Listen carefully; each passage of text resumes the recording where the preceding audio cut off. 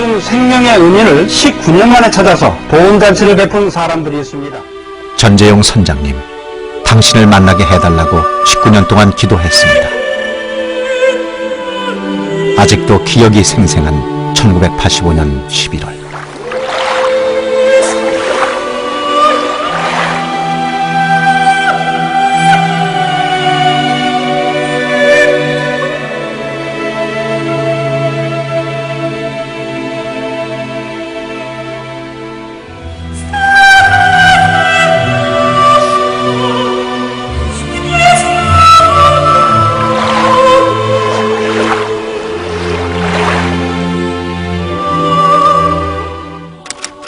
보트피플. 월남 폐망 후 공산정권을 피해 고국을 탈출한 월남인들을 우리는 이렇게 부른다.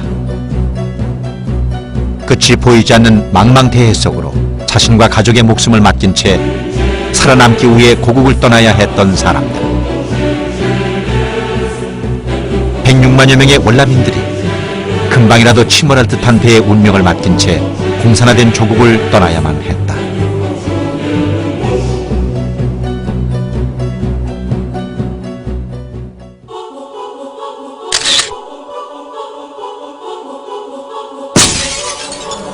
월남은 우리와 너무나 닮은 역사와 모습을 가졌었다. 1954년 7월 21일 프랑스가 물러가면서 제네바 협정에 따라 북이 17도선 이남에는 자유월남이, 그리고 이북에는 공산정권인 월맹이 수립되었다. 그리고 1960년 12월 공산월맹의 지원으로 월남 내 공산조직인 월남민족자유전선이 설립되어 월남 정부의 전면적인 공세를 취하면서 월남전이 시작됐다.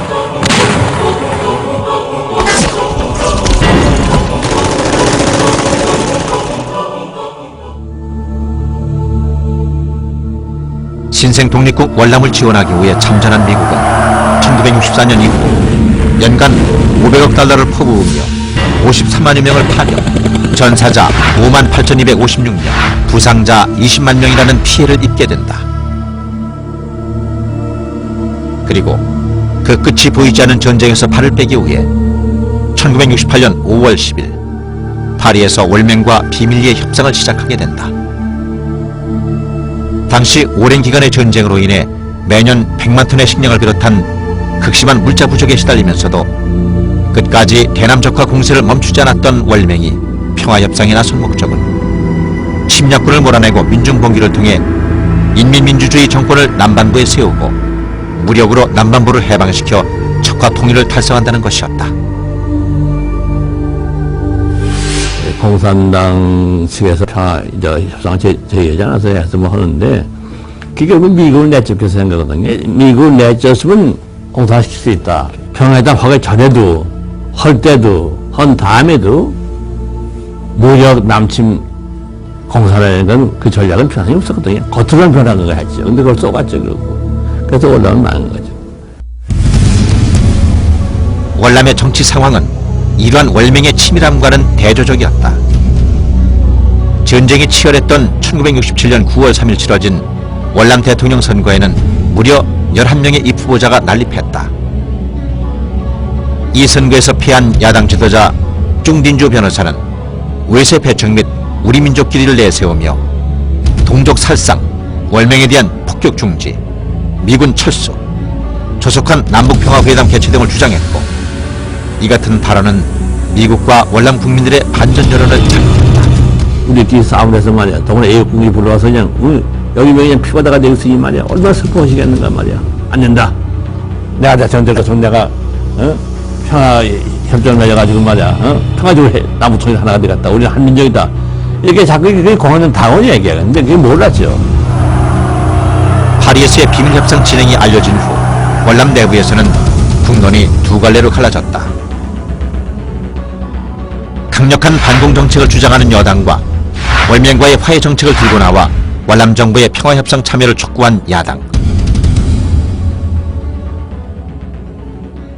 결국 1973년 1월 27일 프랑스 파리에서 5년여 협상 끝에 월맹에 40억 달러 원조를 제공하는 조건으로 미국, 영국, 소련, 프랑스, 중국 등 12개국이 참여한 파리평화협정이 체결됐다. 그리고 월맹의 심리전, 월남 내 사회 불황, 미국 내 반전 분위기 등에 시달리던 미군은 월남 야당의 철군 주장을 빌미로 1973년 3월 전면 철수하게 된다.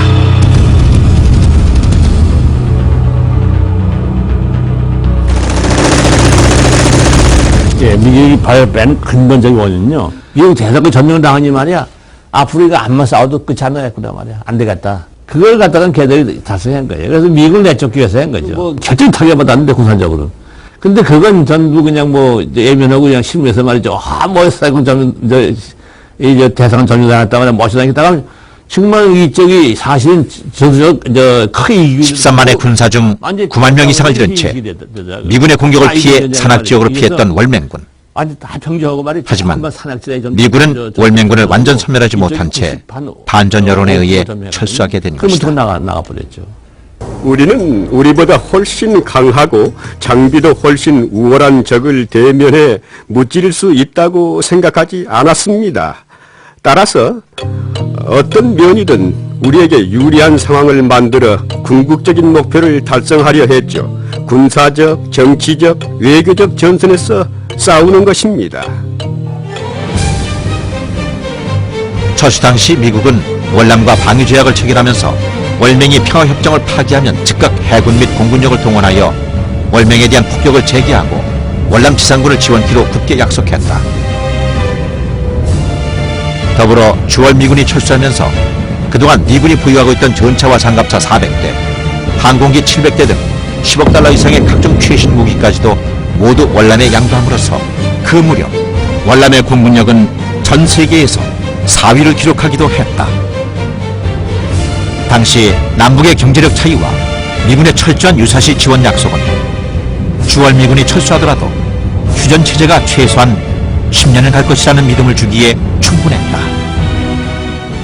전 얘기를 내가 티오를 만났어요. 티오 만나가지고 미국이 나간 다음에 티오 나가 같이 하니까 지금 이북에는 말이야. 이북선 오면 어떻게 해야 돼? 이북선 전쟁할 능력이 없다. 이 얘기를 해요. 너무 가난해서 지금 군인도 지금 밥을 두 끼만 못 먹는다. 그래서 주로 소금을 반찬을 먹는다. 근데 지금 미국에서 지금 뭐냐면, 40억 달러의 원조사가 되어 있다. 아마 하여간 앞으로 한 10년 동안 적이 나오지 못한단 말이야. 근데 여기 빨리 우리 석유가 나왔거든요. 석유 해서 말이야. 우리 지금 이북 격차 이렇게 많이 만들어 놓으면 이북도 발전하지만. 그리고선 남쪽에서는 평화적으로, 파리에서 평화적으로 이렇게 선거를 통해서 성립이 되어 있거든. 그냥 그렇게 되는 걸 알고선 파리에서 그 회담 계속해, 그 소유를 하고 있어요. 이 같은 믿음은 월남 지도부와 국민들이 월맹을 과소평가하고 총체적 안보 불감증에 빠지게 만들었다. 그리고 신보, 승려, 언론인, 학생 등 좌익 인사들은 이 같은 분위기를 이용해 티우 정권 타도를 외치며 반정부 시위를 통해 적극적으로 민중을 선동하기 시작했다. 또한 월남 정부와 월남군 총사령부에서 이루어지는 극비회의 내용이 단 하루 후면 반정부 게릴라 단체인 베트남 임시혁명정부 청사에 보고될 정도로 티우 정권의 핵심부까지 많은 공산 간첩이 침투해 있었다고 한다. 1967년 대선에서 차점으로 낙선한 쫑딘주를 비롯해 당시 모범적인 도지사로 평판에 자자했던 녹다우와 대통령 비서실장, 월남 해방 당시 4.20 경찰장관이었던 창반만, 대통령궁을 폭격한 월남 공군대위 구엔타인충 등 많은 정치인과 관료, 군인, 언론인, 종교인들이 공산 간첩이었다는 사실만으로도 당시의 상황을 짐작할 수 있다. 그리고 이러한 월맹의 치밀한 정보 수집과는 대조적으로 월남의 대공 정보력은 아무런 역할도 하지 못했다. 우리는 제복을 입은 운전사가 모는 메르세데스 자동차를 타고 부유한 자본주의자 행세를 하면서 드러내놓고 왕래하며 상황을 염탐했습니다. 혹시라도 계획을 수정해야 할 상황이 일어났는지 확인하기 위한 일이었죠.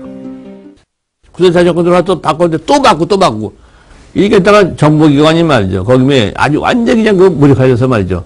이렇게 이북의 정보가 비리면 안 돼. 할떡 해보지 않았습니다.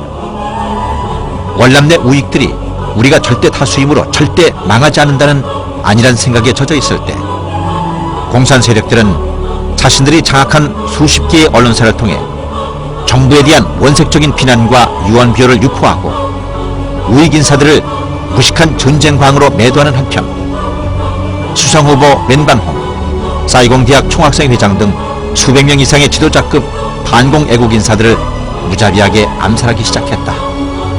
그럼에도 불구하고 지식인, 중산층, 언론인 등 다수의 우익들은 침묵을 선택함으로써 결국 소수의 조직화된 좌익들의 공세에 속수무책으로 당할 수밖에 없었다. 1975년 3월 10일 월맹은 파리평화협정을 파기하고 월남에 이미 오래전부터 침투했던 간첩을 이용 주민들을 선동하는 동시에 18개 사단이 총공세를 감행했다.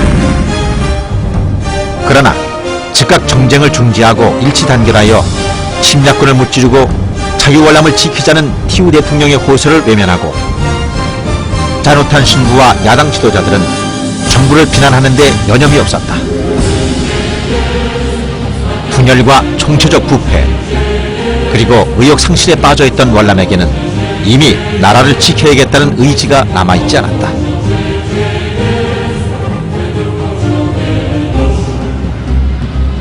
군사, 경제력 및 인구 등 모든 면에서 월맹을 압도했던 자유월남은 결국 월맹의 총공세 이후 50여일 만인 4월 30일 지도상에서 사라져버렸다.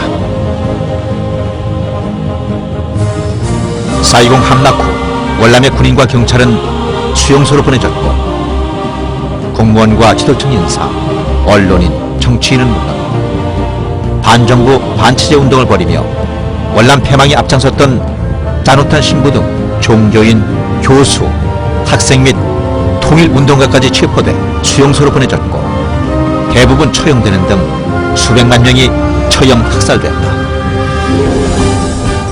베트콩으로 활동한 월남인들은 모두 숙청되었고 일부는 재교육 수용소에 월남인 적들과 함께 수용해 제거해버렸습니다. 이렇게 월남 패망에 앞장섰던 인사들까지 처형된 것은 자본주의 사회에서 반정부 활동을 하던 인간들은 사회주의 사회에서도 똑같은 짓을 할 우려가 있다는 이유에서였다. 이런 일이 뜻밖이라고 생각하냐고요? 강압적인 전체주의 사회에 사는 사람들은 이런 정도의 일에 그리 놀라지 않습니다. 동양의 흑진주, 제2의 파리로 불렸던 아름다운 항구도시 사이공. 하지만 함락 이후 사이공은 피와 파편이 즐비한 죽음의 도시가 되었다. 총구 앞에서 목숨을 구하는 자들의 절규. 스스로를 지킬 줄 몰랐던 국민들은 너무도 처절한 대가를 치러야 했다.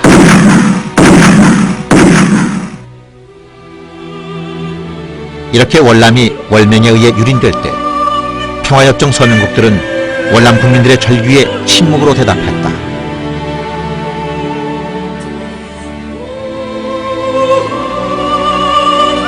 결국 스스로 지킬 의지가 없는 월남 국민들에게 평화협정과 방위조약은 단순한 휴지 조각일 뿐이었다. 공산화 후 1980년 중반까지 계속 이어진 보트피플들의 월남 탈출. 이들 중 11만 명이 배가 전복돼 익사하거나 해적에게 살해당한 것으로 추정되고 있다. 살아남기 위해 보트에 몸을 싣고 망망대해에서 죽음을 기다려야 했던 사람들. 그리고 이런 보트피플을 외면하라는 회사의 지시를 어기고 그들을 구하고 자신은 이 일로 인해 회사를 떠나야 했던 전재용 선장.